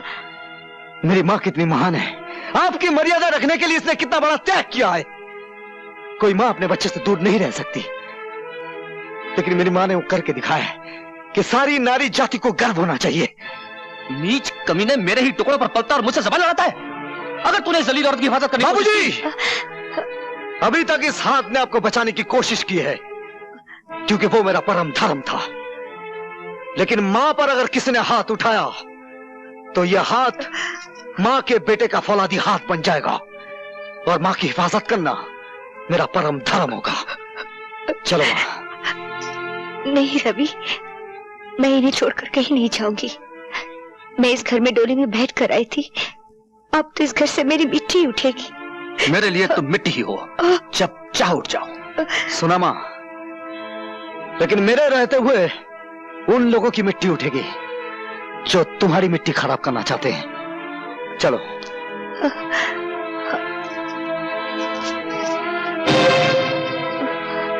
क्षमा और दया का दान तुम्हें इन दरवाजों से नहीं मिलेगा मां। इस खानदान की तो यह रस्म है कि जख्मों पर मरहम ना लगाया जाए, पहले उन पर नशा चलाया जाए, बाद में नमक छिड़का जाए। आओ आओ।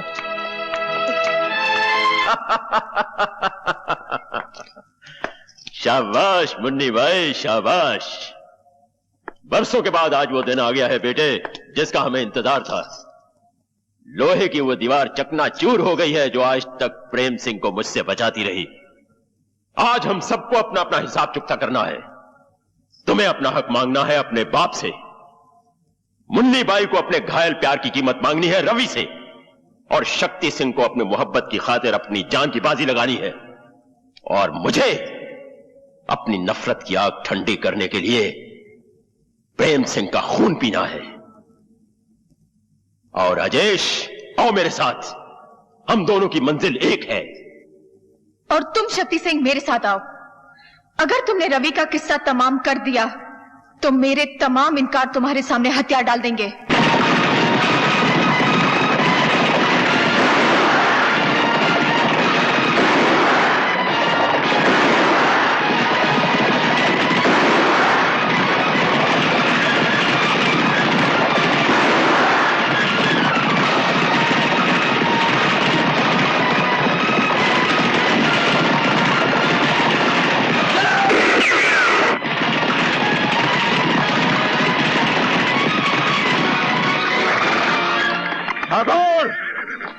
बाहर निकल और सामना कर अपनी मौत का, जिसने तुझे बरसों ढूंढा है और आज तेरे दरवाजे पर आ पहुंची है।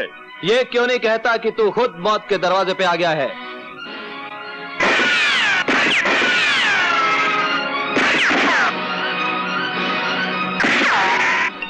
राजेश, हवेली के अंदर से सिर्फ एक बंदूक आग उगल रही है। तुम हवेली के चप्पे चप्पे से वाकिफ हो, हवेली का खुफिया रास्ता बताओ। रवि, आज फिर किसी जगह जुल्म की आंधी उठी होगी, किसी सुहागन का सिंदूर खतरे में पड़ गया होगा। बेटा, तू जल्दी जा, जल्दी जा।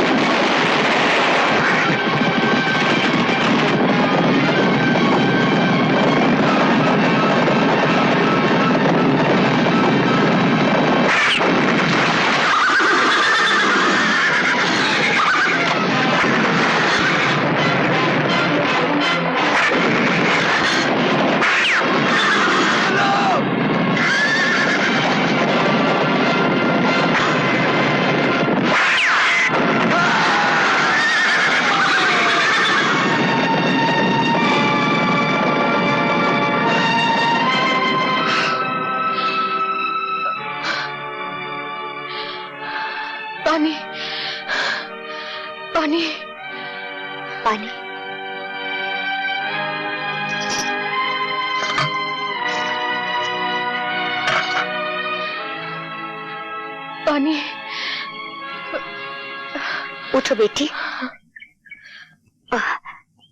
ये लो पानी पी लो।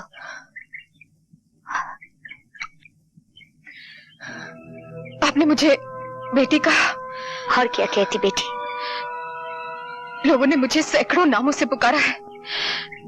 किसी ने वैश्या कहा, रंडी कहा और कोठे वाली कहा है, लेकिन आज तक इतने प्यार से किसी ने मुझे बेटी नहीं कहा। बेटी, लोगों ने हमें ये सब नाम दिए हैं और इन लोगों ने हमें पत्नी भी कहा, बीवी भी बनाया, बहन भी बनाया।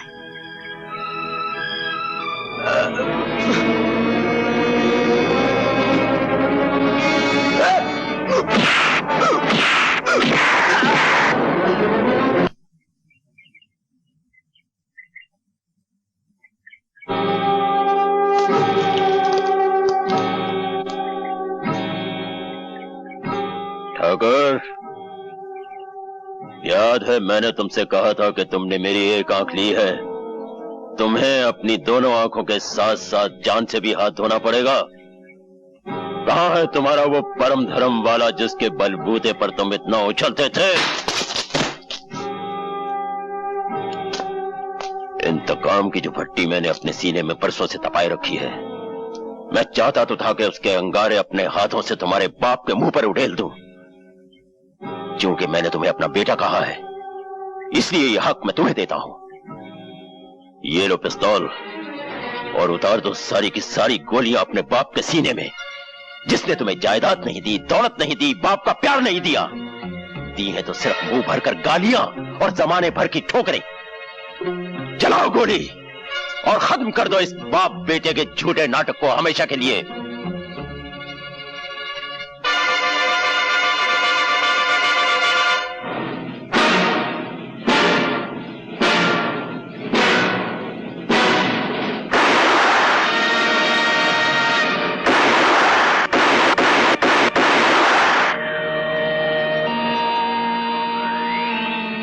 तुम्हारे हाथ क्यों कांप गए? सांस क्यों उखड़ गई? हाँ?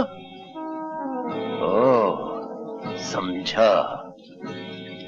शायद वो बुज़दिली तुम में वापस आ गई है जो तुम्हें अपने बाप से खून में मिली थी। जाकर बैठ जा अपनी बाप की गोद में। राजेश, राजेश। और अब देख ठाकुर, जब एक मर्द निशाना बांधता है तो उसका शिकार कैसे तड़प तड़प कर मरता है।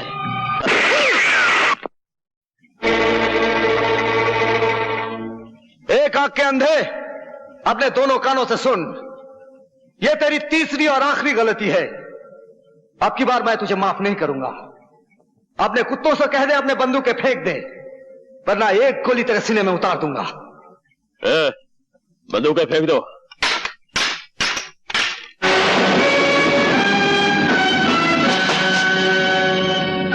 तुमने क्या समझा था? अपनी अंधी इंतकाम की आग में इन दोनों को जला सकते हो? इसमें से एक को मैंने भाई माना है और दूसरे को पिता का दर्जा दिया है।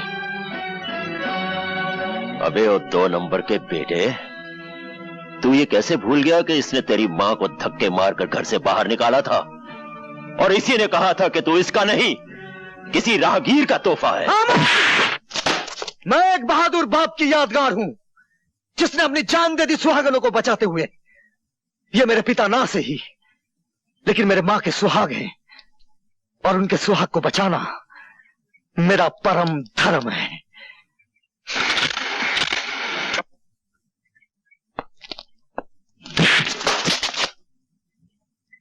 रुक जाओ, फेंक दो बंदूक।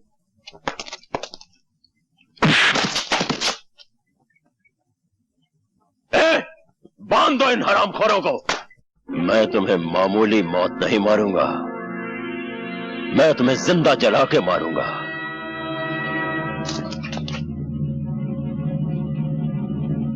मशाल तैयार करो। ठहरो शमशेरा, ये मेरा शिकार है, जिस तरह इसने मेरे दिल को जलाया है उसी तरह आज मैं इसे जला दूंगी। शाबाश मुन्नी भाई।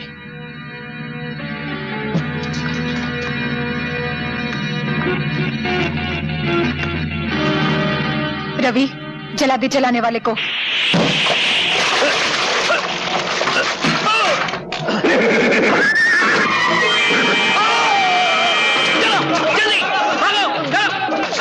राजी बाबू अब यहाँ क्या खड़े? वहाँ पता है? ओह, लेकिन आपको बांधा किसने? अरे शमशेरा ना, और किसने? शमशेरा? पूरा वक्त क्या तेरा?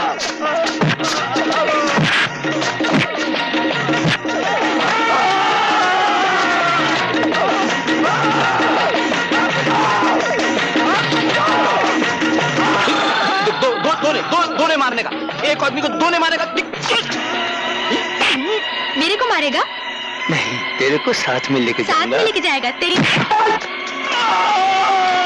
अबे छोड़। ए डकुआ, औरत पे हाथ उठाता है? अरे हिम्मत है तो मुझसे लड़। ये अरे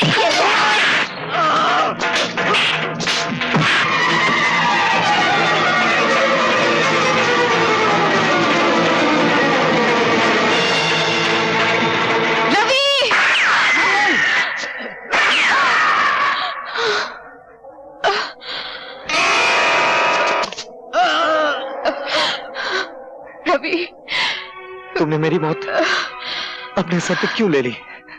रवि, मैं तुम्हें अपना दूल्हा तो नहीं बना सकी, सोचा कि तुम्हारी मौत को ही अपने गले लगा लूं। मैं उम्र भर तवाइफ कहलाती रही हूँ, लेकिन मैं तवाइफ रहकर मरना नहीं चाहती। अगर हो सके तो मुझे अपनी सुहागन बना दो रवि।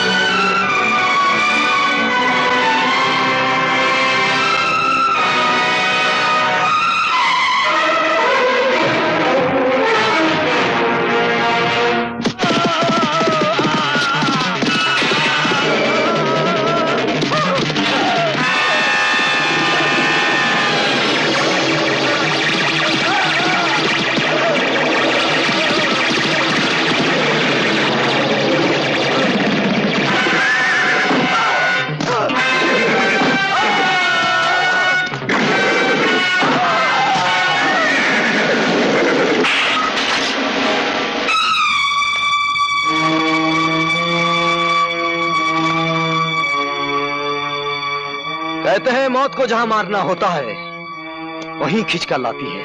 ये भगवान और ये फरिश्ता गवाह है कि ये वही जगह है।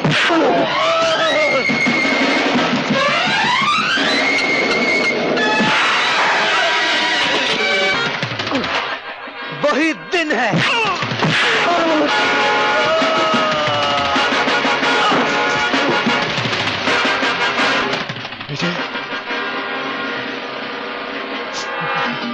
विजय, नहीं विजय, मरते वक्त हर गुनाह की तस्वीर सामने आ जाती है।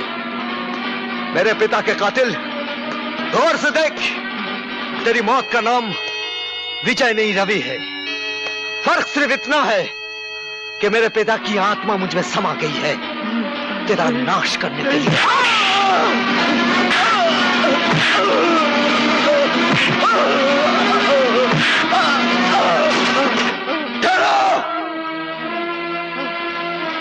माँ, अगर शमशेरा को कुछ हुआ तो तुम्हारी माँ का क्रियाक्रम यहीं हो जाएगा। बस शक्ति, तू फिक्र मत कर बेटे, इस बुराई को हमेशा के लिए खत्म कर दे। सुहागनों की सुहाग को मिटाने वाले इस पापी को हमेशा के लिए मिटा दे। बच्चों को अनाथ करने वाले इस राक्षस को खत्म कर दे।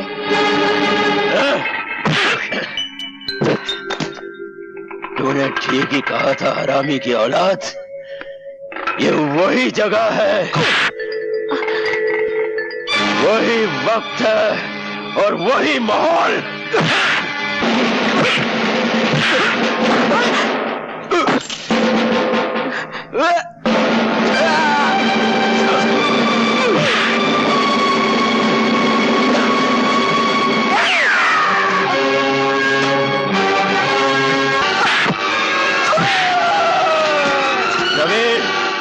विजय के पिल्ले, अगर तेरा कोई भगवान है तो बुला ले उसे मदद के लिए, क्योंकि अब ये शैतान तुझे जिंदा नहीं छोड़ेगा।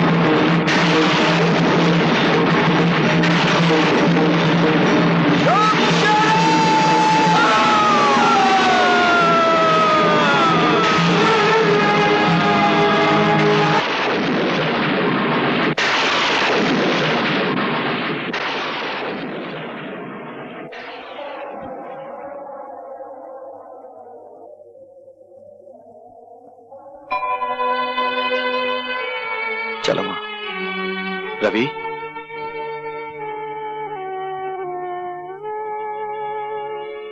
अपने पिता को छोड़ के जा रहे हो? बेटे, मुझे माफ नहीं करोगे?